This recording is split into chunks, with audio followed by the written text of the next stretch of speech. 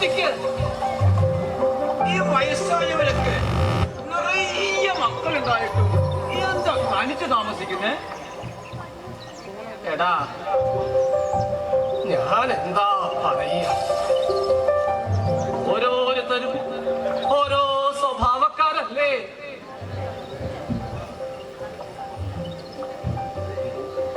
മൂക്കിന് പല്ല് മുളച്ചു തുടങ്ങിയ ചേട്ടനും ചേർത്തിയും തനിച്ചാണോ?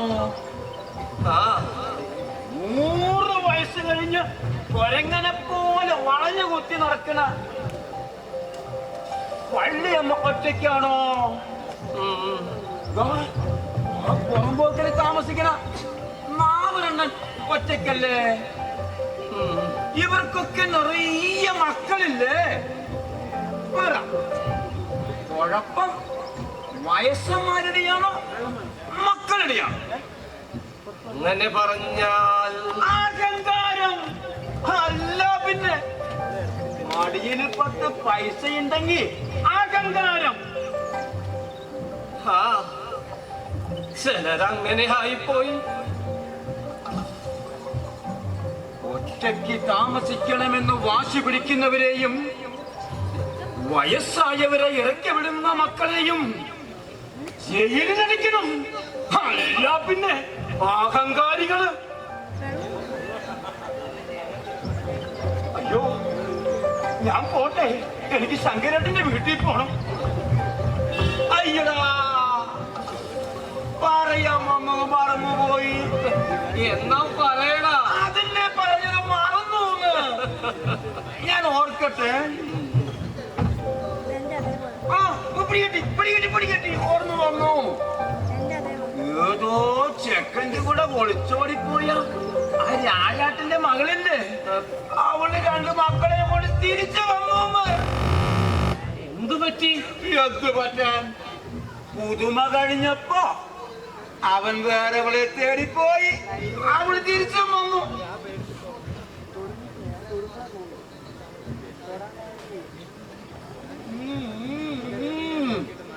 എനിക്കറിയാം, നിങ്ങളും ഒളിച്ചോടി കല്യാണം കഴിച്ചവരാണല്ലേ?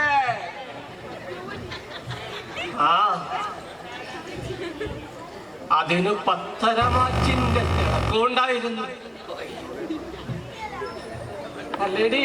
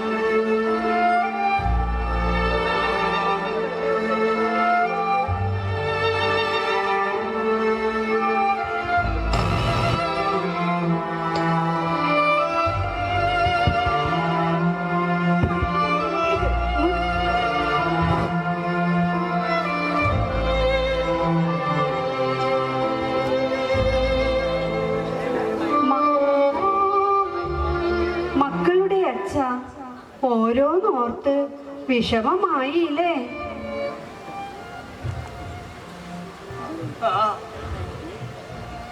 അവിടെ നീയും സന്തോഷത്തിലൊന്നും അല്ലല്ലോ ഞങ്ങളെ ഓർത്ത്. നിലച്ചിരിക്കാത്ത നേരത്ത് എന്നെ ഒന്ന് തട്ടിയെടുത്തൂലേ മരണം? നമ്മുടെ ജീവിതം കണ്ട് ദൈവങ്ങൾക്ക് പോലും അസൂയ തോന്നി കാണും. എന്നാലും അവിടെ നീ സ്വർഗത്തിലാണല്ലോ എന്ന സന്തോഷമുണ്ട് എനിക്ക്. മക്കളുടെ അച്ഛ, എനിക്കറിഞ്ഞൂടെ നിങ്ങളെ? ആ ശബ്ദമിടറുന്നതും കണ്ണുകൾ നിറയുന്നതും ഞാൻ കാണുന്നില്ലെന്ന് വിചാരിച്ചോ? എന്നാലും നമ്മളൊക്കെ ഭാഗ്യം ചെയ്തവരാടി. നിങ്ങൾ എന്താ പറഞ്ഞു വരുന്നത്? അതാ നമ്മുടെ രാമേട്ടൻ വരുന്നുണ്ട്.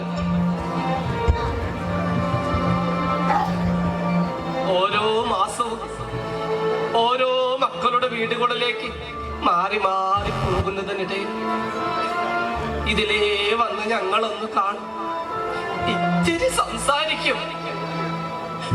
ആ നീ പോയിക്കോ, രാമേട്ടൻ ഇപ്പൊ എത്തും.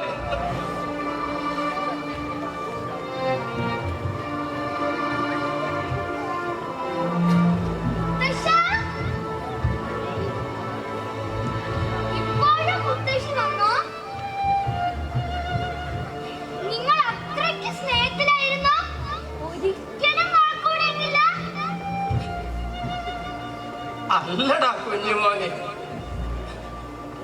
ഞങ്ങൾ എപ്പോഴും വഴക്ക് കൂടും. അവൾക്ക് ഭയങ്കര ശുദ്ധിയാ. മുത്തശ്ശിയെ കുറിച്ച് പറഞ്ഞപ്പോ കണ്ണു നിറഞ്ഞു. ഈ മുത്തശ്ശന്റെ ഒരു കാര്യം.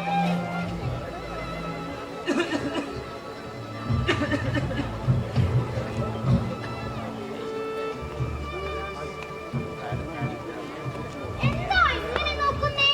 കണ്ണു നിറഞ്ഞൊഴുകുന്നു.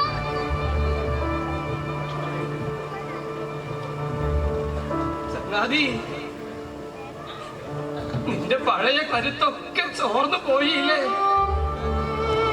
എവിടേക്കാ ഇതൊക്കെ താങ്ങി പിടിച്ചുകൊണ്ട്? ഒരു വീട്ടിൽ നിന്ന് വേറൊരു വീട്ടിലേക്ക്, അവിടുന്ന് വേറൊന്നിലേക്ക്. എവിടെയെങ്കിലും ഒരിടത്ത് താമസിച്ചൂടെ? എന്നെയും അവരുടെ അമ്മയെയും ഒന്നിച്ച് താമസിപ്പിക്കുന്നില്ല. എന്നിട്ടാ കാണുന്നവരോടൊക്കെ ഇതു തന്നെയല്ലേ നീ പറയാറ്? എനിക്ക് പിന്നെ എന്താണോ പറയാനുള്ളത്? പാവം. പൂവിന്റെ മക്കളോ? 5-6 പേര്. അവരൊക്കെ വലിയ നിലയില.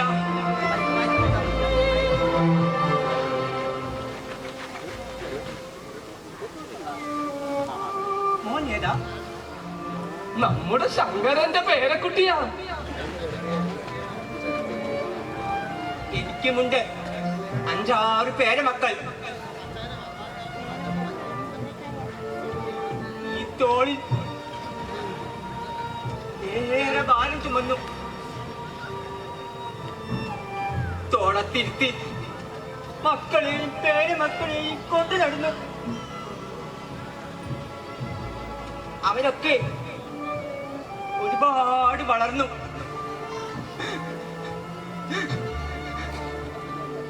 തിരക്കിനിടയിൽ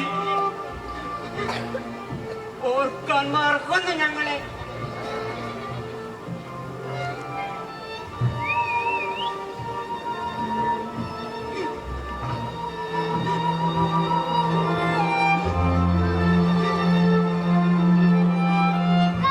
വെള്ളം കുടിക്കി.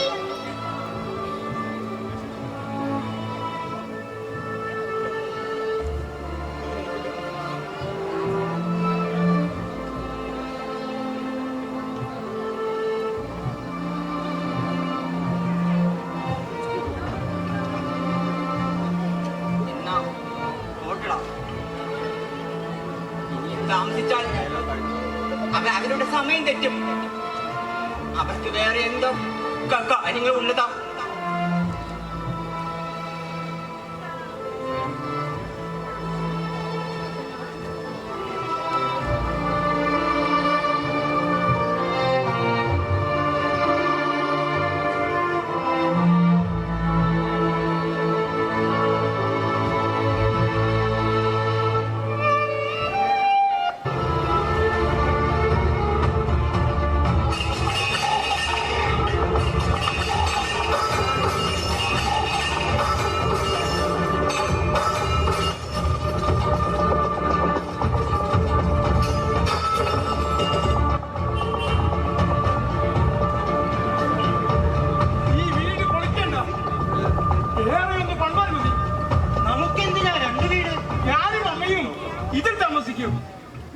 മാറിയാൽ മതി.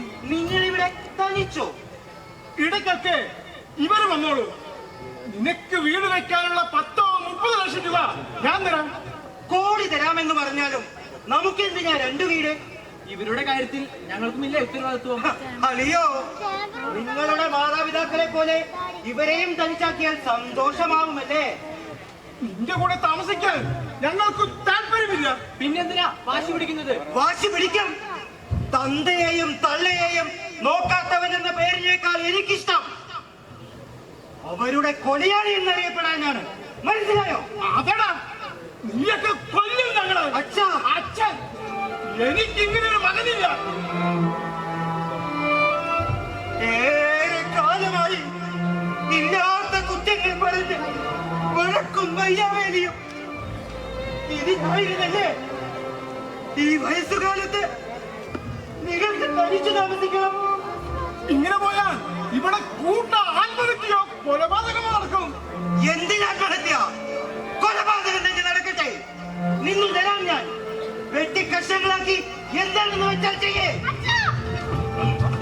സ്വന്തം തന്തയുടെ തരാവിന്റെ വില കണ്ടില്ലേ? ഇവന്റെയൊക്കെ കൂടെ എന്ത് വിശ്വസിക്കാൻ ജീവിക്കും?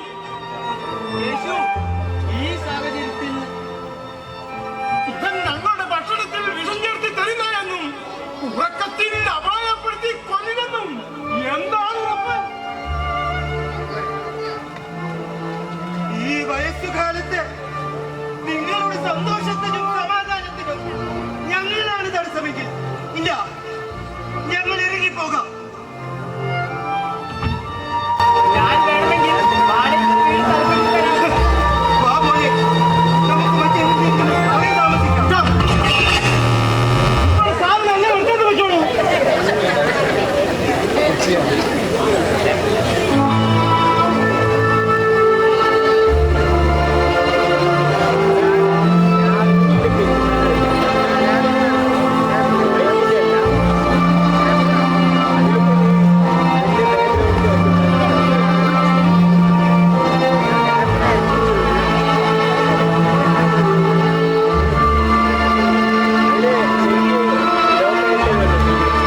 വേണ്ട മോനെ, ഇത് മുത്തശ്ശൻ വാങ്ങി തന്നതല്ലേ?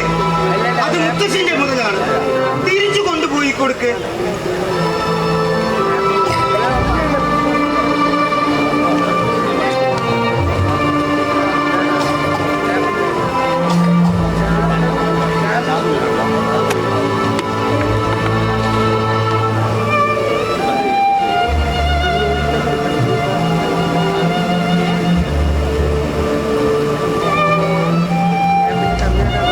ഇന്നു തന്നെ മാറി താമസിക്കണമെന്നല്ല അച്ഛൻ ഉദ്ദേശിച്ചത്. സ്വന്തം മാതാപിതാക്കളെ നോക്കാത്ത ഇവരുടെ ആവശ്യം നടന്നു കഴിഞ്ഞാൽ നിങ്ങളെ നോക്കുമെന്ന് കരുതുന്നുണ്ടോ? അങ്ങനെ വന്നാൽ മടിക്കേണ്ട, എന്നെ വിളിക്കാം. നിങ്ങളുടെ കൺവെട്ടത്തും ചെറിപ്പുറത്തും ഞാനുണ്ടാകും. മൂർച്ച കൂട്ടി വെച്ചൊരു കൊലക്കത്തിയും ഉണ്ണുന്ന ചോറിൽ ചേർക്കാൻ വിഷകുപ്പിയും ഉണ്ടായി ഞാൻ വിശ്വസിക്കാം.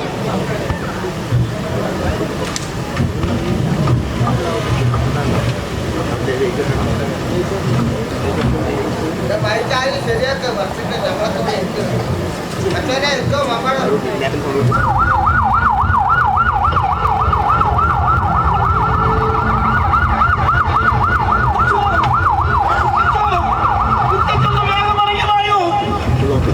എന്താടാ ആകെ ഒരു ബഹളം?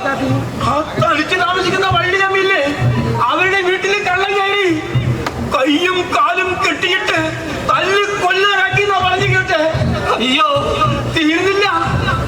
തളിച്ച് താമസിക്കുന്ന നാമരണ്ടെന്നില്ലേ, അവരുടെ വീട്ടിലും കള്ളം കയറിയെന്ന്. അവരെന്തെങ്കിലും ചോരയിൽ കുളിച്ച് ബോധമില്ലാതെ കിടക്കുന്നു പറഞ്ഞു കേട്ട് പോലീസും പട്ടാളവും ആംബുലൻസും ഒക്കെ പോയിട്ടുണ്ട്. വയസ്സായവർക്ക് ധൈര്യമായി ജീവിക്കാൻ പറ്റില്ലെന്നറിയോ? അഹങ്കാരം അല്ല, പിന്നെ അങ്ങനെ തന്നെ വേണം. നിന്റെ കരുനാക്ക് കൊണ്ടൊന്നും പറയാതെ ഞാൻ പറയുന്നത് കുഴപ്പം ചെയ്യുന്നതല്ല. എന്ത് ചെയ്തു നിറയെ മക്കൾ ഇവർക്കൊക്കെ തനിച്ച് താമസിച്ചാലേ പറ്റൂ. അഹങ്കാരം. അല്ല പിന്നെ നിർത്തൂ. നാടകം എവിടേക്കാണ് പോകുന്നത്? കൊല്ലും കൊലവിളിയും കവർച്ചയും ഇതൊന്നും സംവിധായകനായ നാടകരചിതാവ് പറഞ്ഞുള്ളതല്ല. കഥാപാത്രങ്ങൾ അദ്ദേഹത്തിന്റെ നിയന്ത്രണങ്ങൾ ലംഘിക്കുന്നു. സുഹൃത്തുക്കളെ, ഞാൻ ഈ നാടകത്തിന്റെ സഹസംവിധായകൻ. രചയിതാവിന്റെ വേർതിരിയിൽ ഇവർ നിൽക്കാതെയായപ്പോൾ നിയന്ത്രിക്കാൻ എന്നെ ചുമതലപ്പെടുത്തിയതാണ്. ഇനി എന്തു വേണമെന്ന് ഞാൻ പറയും, നിങ്ങൾ അനുസരിക്കും. അയ്യോ, ഇതെന്തൊരു നാടാണ്!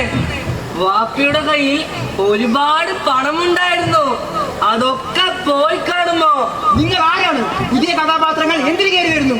സാറേ, ഒരുപാട് കാലമായി ഒറ്റയ്ക്ക് ജീവിക്കുകയാ. നിറയെ പണം കാണും. താൻ ആരാണെന്ന് പറയണോ? കള്ളന്മാരടിച്ച് കൊല്ലാറാക്കിയ നാവരന്റെ മകൻ. ഇത്രയും കാലം നാവറിനെ തേടി ആരും വന്നില്ല. അപ്പോ ഞാൻ മകനിൽ നിന്നാണോ പറഞ്ഞു വരുന്നത്? ഞങ്ങൾ 5 ആൺമക്കളുണ്ട്. പണിയോട് ചെയ്തത് തന്തയെയും തള്ളയെയും ഒക്കാത്ത എല്ലാ മക്കൾക്കും വേണ്ടി ഈ നാടകത്തിൽ ഞാനോ രചിതാവോ പറഞ്ഞിട്ടുള്ളതല്ല. നിങ്ങൾ പറഞ്ഞത് കഴിയുമ്പോഴേക്കും ടൈമിക്ക് പോകും. പഞ്ച് കിട്ടില്ല സാറേ. ഇല്ല, ഞാൻ ഈ നാടകം അവസാനിപ്പിക്കുകയാണ്. അതാ അത് കണ്ടോ? മോനെ കേശു, നീ പറഞ്ഞതാണ് ശരി. കാര്യം കഴിഞ്ഞപ്പോൾ കൂടെ നിന്നവരൊക്കെ അവരുടെ കാര്യങ്ങൾ നോക്കി പോയടാ. ഞങ്ങളെ കാണാ മക്കളാ നിങ്ങൾ.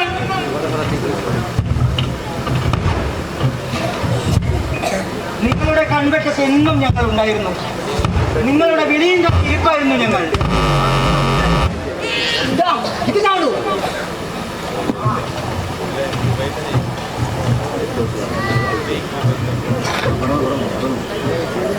ഞങ്ങൾ ഒരു തീരുമാനമെടുത്തു. ഇനി മുതൽ ഒരുമിച്ച് ഞങ്ങളുടെ കൂടെ ഒരു വീട്ടിൽ താമസിക്കും. ഇനിയോ?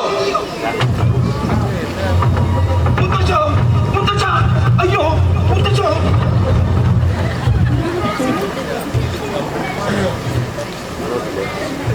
ഇതെന്തിനാ? തക്ക സമയത്ത് തിരുത്തി എന്റെ കണ്ണ് തുറപ്പിച്ചതിന്.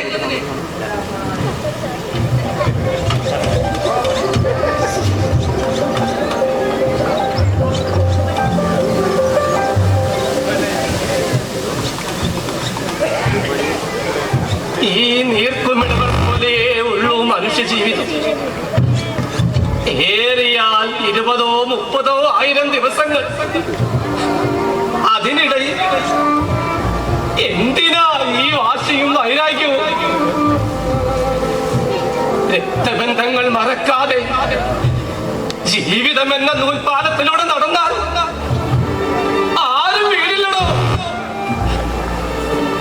കാലിടറിയ കരുതലുകൾ